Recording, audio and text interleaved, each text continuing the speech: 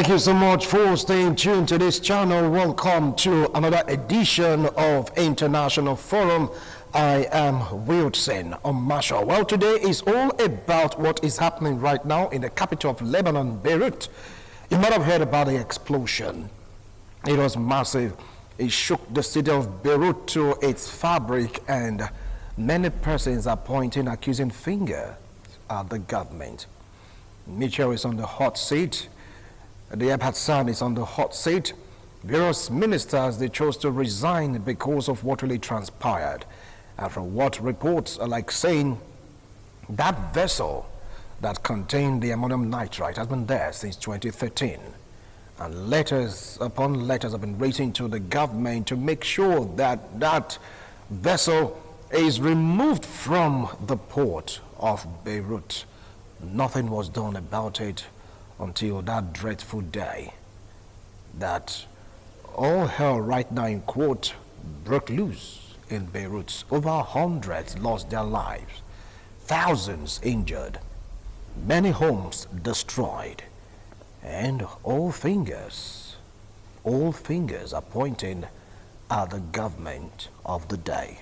With me here in the studio to talk about this, I have a clergyman, a political analyst, public affairs commentator. Join me to welcome Reverend Humphrey Arega. Welcome to International Forum, sir.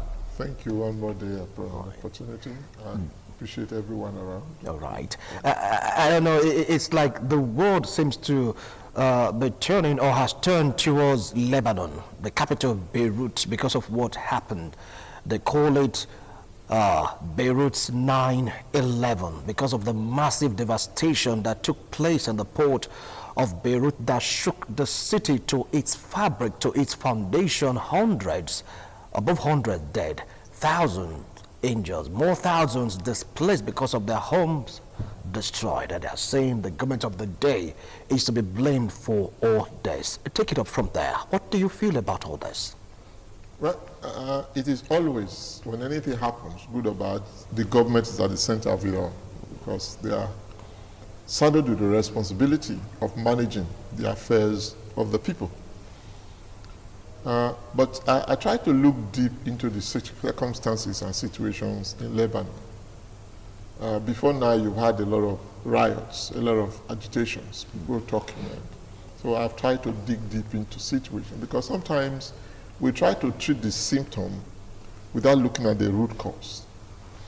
The root cause of Lebanon's present situation today can be drawn way back to when, after what we call the Civil War, the Civil War in Lebanon, they had an agreement of how the government should be run.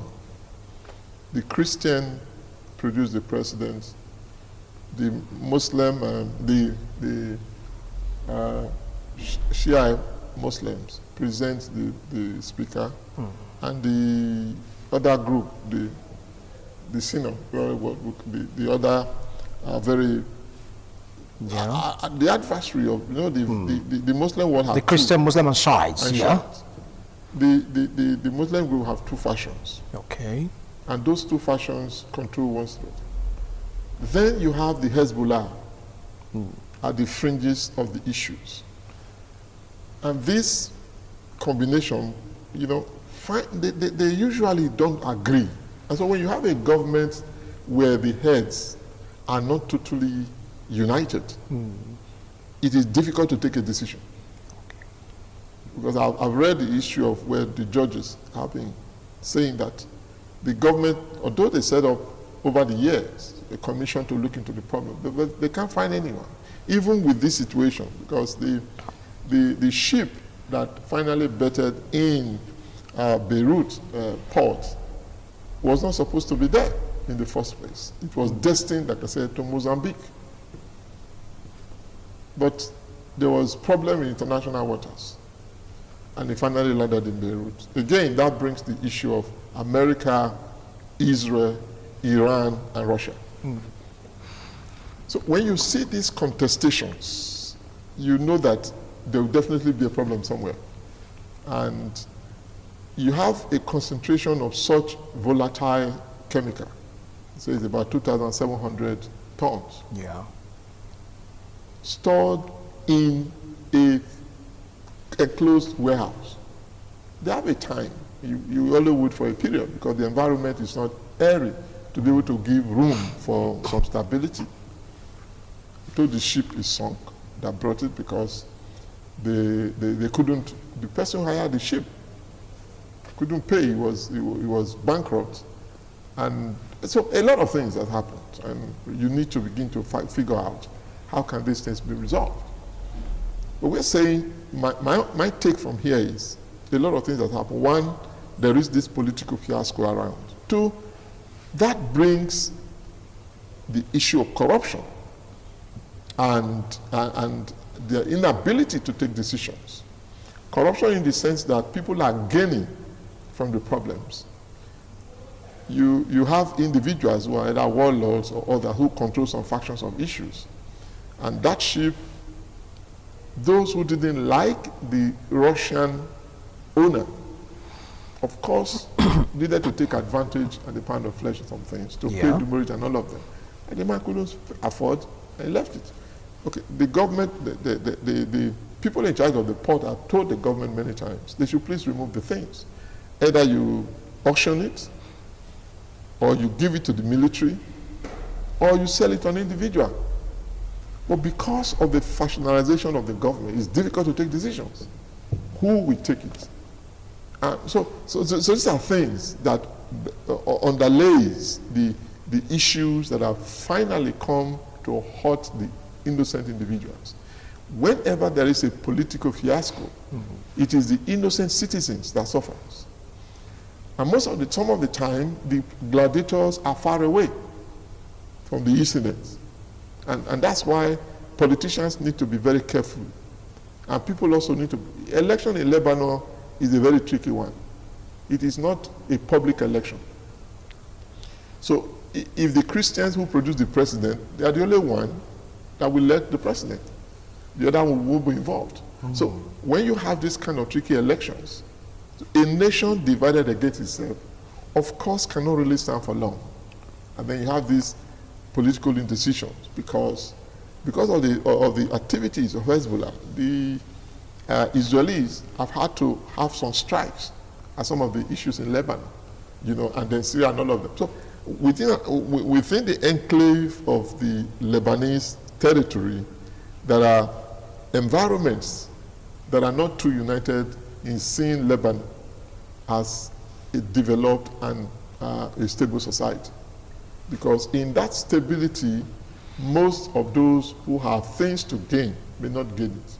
But the citizens are the ones who suffer the losses. So what has happened now could be traced to two things. One, political instability within government.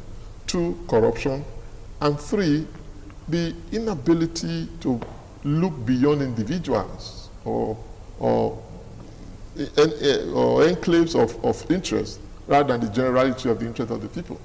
You know that such chemicals, such things cannot be made to live too long close to a facility or close to a people. And you have seen what the devastation it has caused across, and it's going to grind the economic situation in Lebanon. And then the government have resigned. Fine, they are individuals. We are coming to that. Resignation of government officials. Do you think it's going to make any difference? Well, it could have made a difference if there is a good environmental change. Because it is not just a man resigning, it is the structures and the policies that determines what you are going to do. You can bring a sense to the place if the structure and the political environment is all right. You can't do anything. You can afford. You have seen that there have been protestations over the period, but the economic policies, the debt profile, and the citizens are saying, look, we don't like this style of government. But they can only protest, but they cannot make a change. Because the environment that brought about the state of Lebanon makes it difficult for the citizens as a whole to take a unified decision. Everybody is looking at it from his own perspective. The Sunnis will not agree with the Shiites, and they both will not agree with the Christians. So how are you going to develop a policy in that kind of environment? You know, so these are some of the underlying effects. And unless there's going to be a drastic decision to say, okay, let us see ourselves as one nation, not divided along religious lines. We can think as a country. Are you not saying that the major problem bedeviling the development of Lebanon, of course, that led in extension to this explosion, is connected to religious affiliation? Well, yes, because the religious affiliation is the one that governs the governance of the place. When a Shiite, for instance, says this is what should be done, the Sunni say no. Because they're not seeing themselves as collective individuals. They are seeing themselves representing their religious lines. They stand with that, and so that makes it difficult. The parliament is difficult in taking decisions, you know. And when you don't have, like I read the chief judge was saying, the prosecutorial system has not allowed the judiciary to make firm decisions on that matter. The government set up a commission. There's no report because the government is not unified in taking a decision. So when you don't have that, how can the judge make pronouncements? When the judge makes a pronouncement, it depends on who the judge is, what environment does he or she represents. It is not, people are not going to be looking at the judgment per se, they're going to be looking at the personality of the judge. And that creates a problem. So they need to begin to use this incident as a platform of thinking. How do we want Lebanon to exist? Do we leave it to the gladiators, like people like the Hezbollah, the Russian influence, the American influence, the Israelis on one side? Do we leave it to this environment to dictate? Or do we as a people unite ourselves together to say, look, this is where we are going to. We are the ones that take the brunt. The Americans are not there to suffer the brunt. The Russians are not there. The Hezbollah is not there. It is the Lebanese people that have taken this heat. So they should begin to tell themselves, let us see how we can manage ourselves. Let's do away with these federal institutions that have created problems for us. You don't have a unified or a national political system in Lebanon. So when you are even blaming, who are you going to blame? When you say dissolve parliament, dissolve government, who are you talking? It is the same group that will produce the prime minister. It's the same group that produced the president. It's not that somebody is going to come out from to do another election. So these are some of the things. Now, all right, now with resignation of these top government officials, and of course, Mitchell, the president of Lebanon, accepted the resignation of the prime minister Hassan. Don't you think that is going to cause a kind of unstable situation in the political arena of Lebanon? No, before this, there was agitation by the people somehow that led to the resignation of former prime minister. But I'm saying the prime minister is still going to come from the same environment. Yeah, so you are not, the change is not, they are changing the person, you are not changing the system. It takes a system to regulate the people.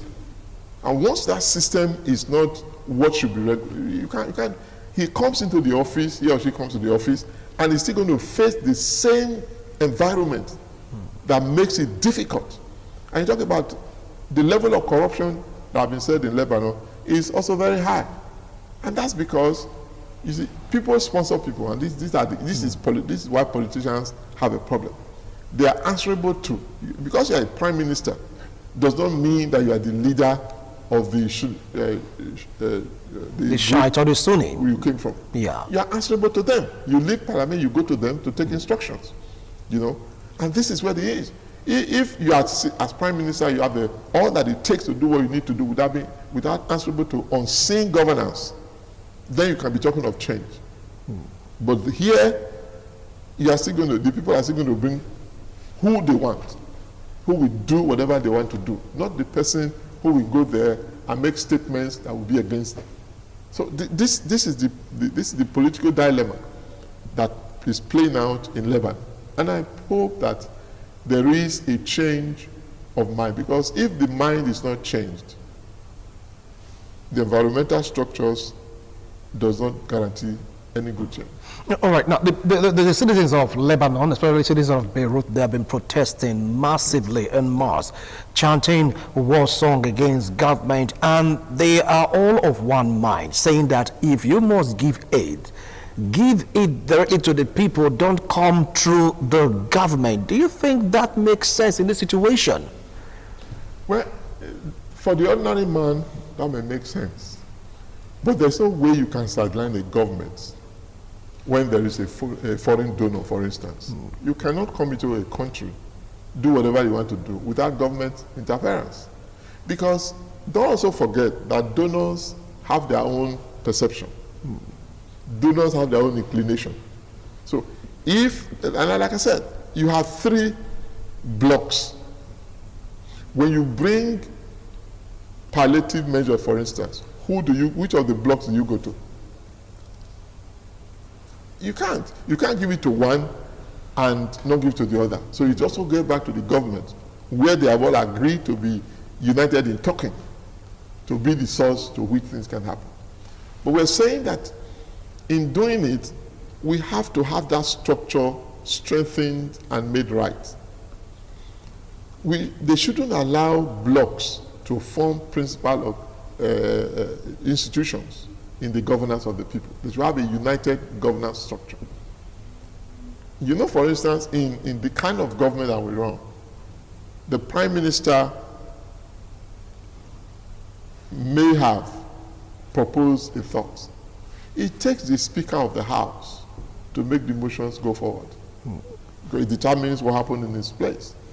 And also, it also takes the President the understanding to have a following. Instead, they think that maybe you are giving too much to these other persons and you are weakening the others. So everybody is guiding his own area that he thinks he has strength. But what I'm saying that there should be a rethinking that unity of purpose of the Lebanese people should be uppermost in the heart of those who ought to be governing them.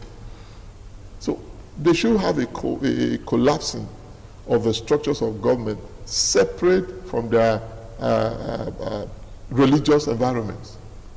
The religious environment can exist on their own, but when it comes to governance, there should be a national thrust. Elections should have a united front. You cannot have separate elections for the different segments and you are thinking of a unity government. It doesn't work. All right. Now, let's zoom in more on persons that are one way, directly or indirectly, involved in this explosion in Beirut. It was a Russian vessel scheduled to berth at Mozambique, but due to circumstances, it just had to berth in Beirut. And of course, like what you rightly said, the owner couldn't pay the exorbitant fees that was leveled against the vessel. Don't you think that Russia should do something about the situation, knowing fully well that that vessel is from Russia? Yes, the vessel is Russian registered, but it belongs to an individual. It belongs to a businessman. So the Russian government cannot be held liable for what an individual businessman is doing. But we're saying that, but we know that is practical. But we know from behind there must be governmental imprints in some of the things that are happening. The ship wasn't supposed to go to Beirut at all.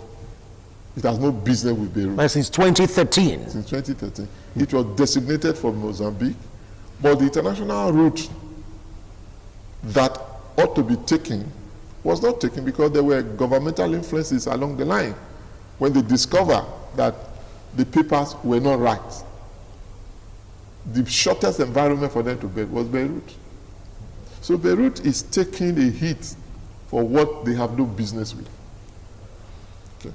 But that on one side. Now that it is there, two things happen. There is a judgment against the man for not being able to pay his demurrages, and so the content were offloaded.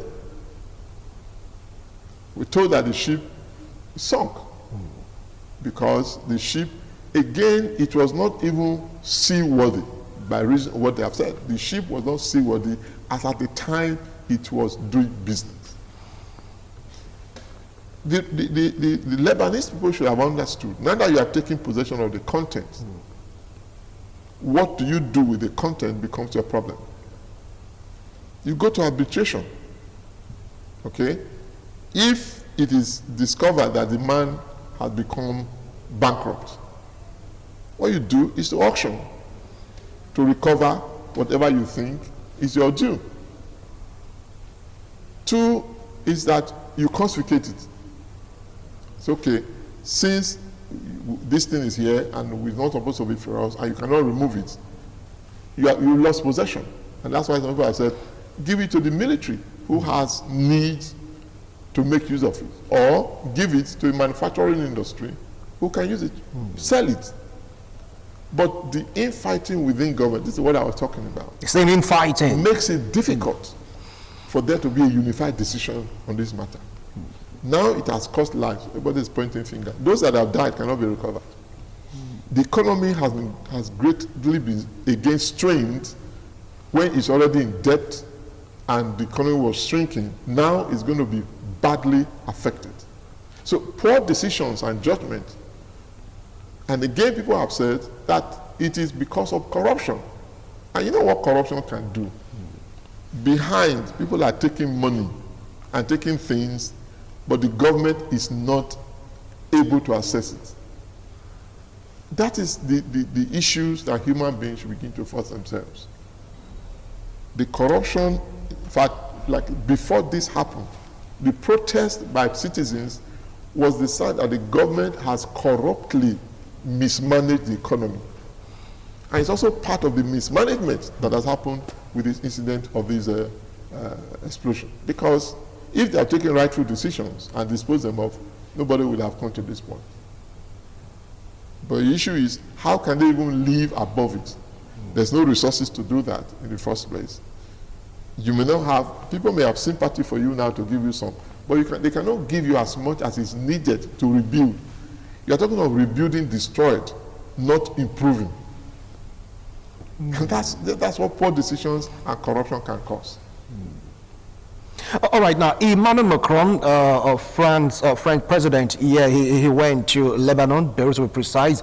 You know, Lebanon was formerly a French colony until they gained their independence. Now, while he was there, he made so many promises that the government of France will look into the situation of governance and politics in Beirut. Do you think that the government of France can really influence the politics in Lebanon? Because that was the promise he made to the people. Because they talked about the politics, talked about the political class, talked about the elites, that they are the cause of all these problems. Well, I don't have too much of hope that the French president can do much, because Europe, as at now, is also facing its own economic problems. They are talking of bailouts and all of them. Yeah. But we also look at the political equations. French right now do not have much of political leverage in Lebanon, as America, Iran, others have, Russia. So these are issues. And these are environments. How much of pleasure do France have with Russia? Right now, France and Germany are not too much of friends to America. So when you're talking about doing what you are going to do, you have to look at these environments and see how you can navigate it. But again, we're also talking of how sincere are the people in governance in Lebanon to be able to manage what will be given by donors. They have not been able to manage it as of now from all that they have received from World Bank, from IMF, from other donors. What will suddenly change? That's why I said it is not individuals that makes a positive change, it's the structure. If the structure is not there to regulate and to abridge the hearts of the individuals into what they're doing, it's going to go the same way. Because each of the blocks is fighting to sustain its supremacy. And the resources that would have been used for the collective life of the Lebanese people are being hijacked by the lords. of these blocs to entrench themselves into the political system of Lebanon. So there is need to be a resurgence of hearts. But how willing will they be? And that's why when you see demonstrations, yes, you can bring that in government, but who are you going to use to replace them? How subjective are these people to the people? See, these are some of the things. The people do not have power to determine who should be. Okay. So they take whoever they bring, and when they see that they're not being justified what they're doing, they go to the street again. But you have seen how they have used the military and other forces to quell the riots. People are telling you they are hurting. One would have expected that the government will have sympathy for the people and give them hearing. But yet you are using military armory and all to clear them from the streets, and so they're also being killed. So it's this kind of reaction we're talking about. So we have not seen the kind of human feelings that the government have demonstrated for the pain that the people are suffering, to say, okay, we can trust you. So once there is no trust between the people and governors, everything is gone. Wow, once there's no trust between people and governance, everything is gone, quoting Reverend Humphrey Reagan. Well, finally, some folk call it a wrap on this show. Do you see Hezbollah taking over this protest? Because the leader of Hezbollah, he made a statement that is like, look, they're not in support of what really happened, though their heartfelt sympathy goes to the people of Beirut, but it's like something just has to give. You see, that's what I've been trying to talk about. Yeah. The Hezbollah has an entrenched interest in it. But then they have a contention, as far as the Hezbollah is concerned. If they slip back, they believe that Israel will have a hold on them. They also believe that the Americans, who do not like them, will have more influence. They also believe that the Russians, these are some of these are the fears that each bloc has. That if we give, we may lose what we have. In an attempt to hold on to what we have, we destroy the people, which they are not talking about. So Hezbollah is not a government. And that's why you may not hold them responsible, but we know who they are. We know what they do. And they are all from the Shiite environment. And so they have to prepare that government to hold on. Okay, thank you. Thank you. We just pray that the Lebanese people have a relief and they have in their life. Thank you. Thank you so much, Reverend. I appreciate your wonderful analysis. Well, our eyes is still very much on Lebanon, to be precise. Let's just see how they will get relief and continue with their life. Bye for now.